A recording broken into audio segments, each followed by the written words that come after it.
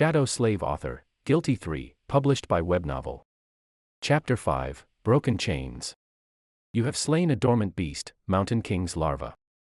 Sonny fell to his knees, breathless. His whole body felt as though it just went through a meat grinder. Even large amounts of adrenaline could not wash away all the pain and exhaustion. And yet, he was exhilarated. The satisfaction of killing the larva was so vast that he even forgot to be disappointed about not receiving a memory, the special item tied to a dream realm inhabitant's essence, which was sometimes awarded by the spell to the triumphant awakened. A magic sword or a suit of armor would have come in handy right about now. Damn, he would even settle for a warm coat. 3 seconds. You can rest for 3 more seconds, Sonny thought. After all, the nightmare was far from over. A few moments later, he forced himself to come back to his senses and looked around, trying to ascertain the situation. The larva was dead, which was great. However, he was still tied to it by the damn chain. The shifty slave and the scholar, both pale as death, were busy untangling it to buy the 3 of them at least some freedom of movement. Further away, torn bodies and pieces of flesh were lying on the ground. Many slaves were killed. A few had somehow managed to escape and were now running away. Fools. They're dooming themselves. The chain, as it turns out, was at some point broken in 2, that's why it suddenly slackened when Sonny was being dragged by the mass of panicking slaves. If their shackles had a less sophisticated locking mechanism, he could have tried to free himself now. However, each pair was fixed to a specific link. Without unlocking them, no one was going anywhere. The tyrant, Mountain King, presumably, was hidden from sight by the bright glow of the bonfire. However, Sonny could feel its movements due to the subtle tremors spreading through the stones, as well as the desperate screams of those slaves who were yet to perish. An angry bellow or 2 could also be heard, indicating that some of the soldiers were still alive, desperately trying to fight the monstrosity off.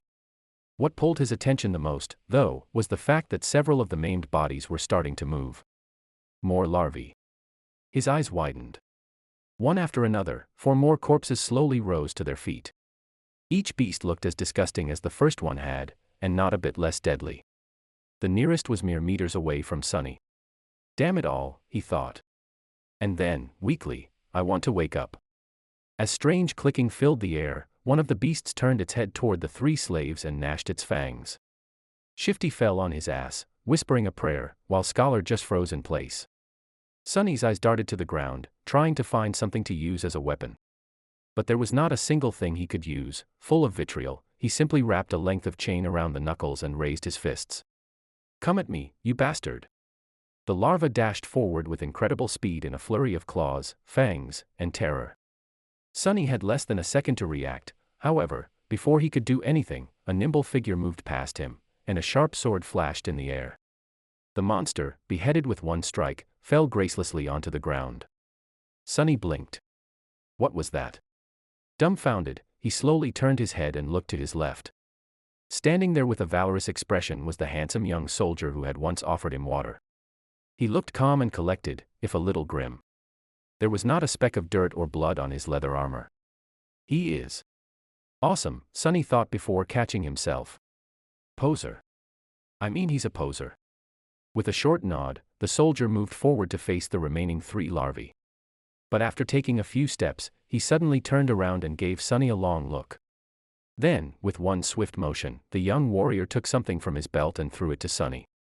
Save yourself. With that, he was gone to fight the monsters. Sonny reflexively caught the item and watched the soldier go. Then he lowered his gaze and studied the thing clutched tightly in his hand. It was a short and narrow iron rod with a straight bend on its end. A key.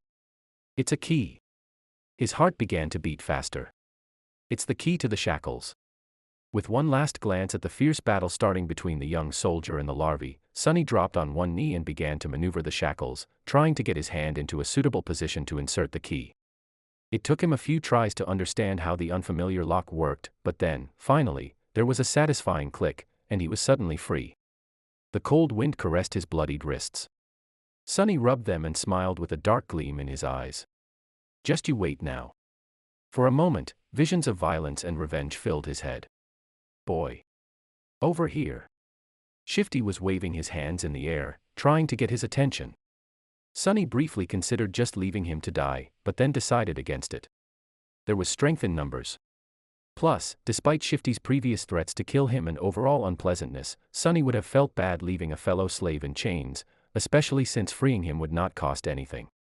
He hurried over to the other two slaves and quickly unlocked their shackles. As soon as Shifty was free, he pushed Sonny away and did a little dance, laughing like a maniac. Ah! Free at last. Gods must be smiling upon us. Scholar was more reserved. He squeezed Sonny's shoulder in gratitude and smiled weakly, casting a tense look in the direction of the ensuing fight. 2 of the 3 larvae were already dead, the third one was missing an arm but still trying to tear its opponent apart. The young soldier danced around it, moving with the graceful fluidity of a natural-born warrior. What are you waiting for? Run! Shifty made a move to run away, but was stopped by Scholar. My friend, I would. If you say, advise, again, I swear to gods, I will bash your head open. The 2 slaves looked at each other with open animosity. A moment later, Scholar lowered his eyes and sighed. If we run away now, we will surely die. Why? The older slave simply pointed at the tall bonfire. Because without that fire, we will freeze to death before the night is over. Until the sun rises, running away is suicide. Sonny did not say anything, knowing that Scholar was right. Actually, he realized it right after strangling the larva. No matter how terrible Mountain King was, the bonfire was still their only lifeline in this frozen hell. It was just as what the broad-shouldered slave, may he rest in peace, had said. There was no need for anyone to kill them, because the mountain itself would do it if given a chance. So what? I prefer freezing to death than being eaten by that monster anyway. Not to mention, turning into one of those things. Shifty was pretending to be brave, but there was no conviction in his voice. He glanced at the darkness surrounding the stone platform and shivered before taking a small step back. At this point, the third larva was long dead, and the young soldier was nowhere to be seen. He had probably gone to join the fight at the other side of the bonfire, leaving the 3 slaves alone at the mountainside part of the stone platform. Scholar cleared his throat. The monster might be satiated with those it had already slain. It might be defeated or driven away by the Imperials. In any case, if we stay here, we have a chance to survive, however small. But if we run away, our doom will be certain. So what do we do? Unlike Scholar, Sonny was sure that Mountain King would not be satisfied with killing just most of the slaves. Neither did he believe that a bunch of mortals would really be able to defeat it. Even if they were not normal people but awakened, a fight with a tyrant was not something one could easily survive, let alone win. But if he wanted to live, he had to get rid of that thing somehow. Let's go take a look. Shifty looked at him as though seeing a lunatic. Are you insane? You want to get closer to that beast? Sonny stared at him blankly, then shrugged and headed in the direction of the rampaging monster. Install Webnovel app to get more copyrighted chapters.